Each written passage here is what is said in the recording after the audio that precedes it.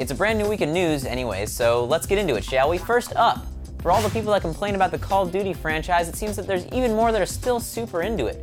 GameStop has reported recently that the pre-order numbers for Black Ops 2 are already higher than any other game in the company's history, which means that it's probably also likely to break its own record for the biggest release of all time. Surprised? Personally, I'm not. I think a lot of us get frustrated because of the idea that they aren't putting much work into the new releases, but if we take a step back and look at the games individually, the single-player campaigns are usually really over-the-top and fun, and the multiplayer, while saturated with unmonitored small children that aren't being raised properly at all, is pretty addicting, at least for a little while anyway. I'll tell you what I'm looking forward to most is the new Zombies mode, especially the PvP aspect. Speaking of awkward monstrosities that sometimes smell like they're decaying, here's Jovenshire with some news about Skyrim. Welcome to a night of total terror.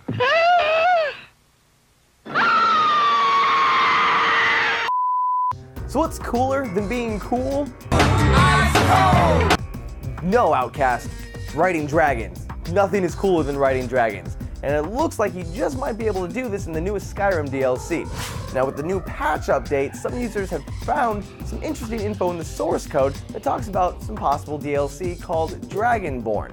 Apparently the keyword Dragonborn in DLC 2 kept popping up all over. So new DLC is great, but the real magic here is that the user that found this claims that not only will there be new armor types, but there's also going to be mountable dragons. Big question here is, will the PS3 be able to play the newest DLC when it's released, or will it still be suffering from the same bad luck it's had with the last two DLC add-ons? Only time will tell. Now alright, I need to put some more time into my Skyrim characters, so I'm gonna let Lasercorn talk about some of the news about some game that doesn't have dragons. Hello.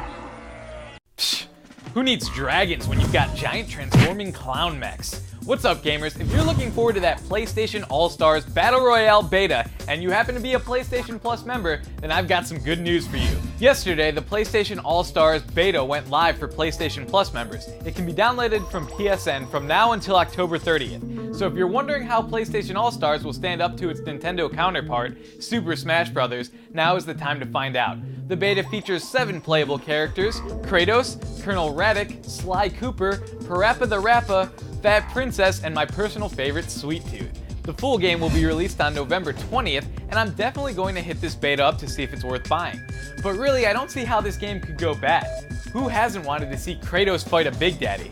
What I'd really love to see though, and I know this will probably never happen, but a Smash Bros. All-Stars crossover would be epic.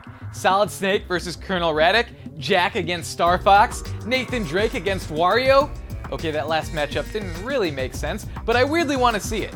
And who knows, there was a time when if you told me that Mario and Sonic would one day be in the same game, I'd have told you were crazy. But bam! Mario and Sonic at the Olympics.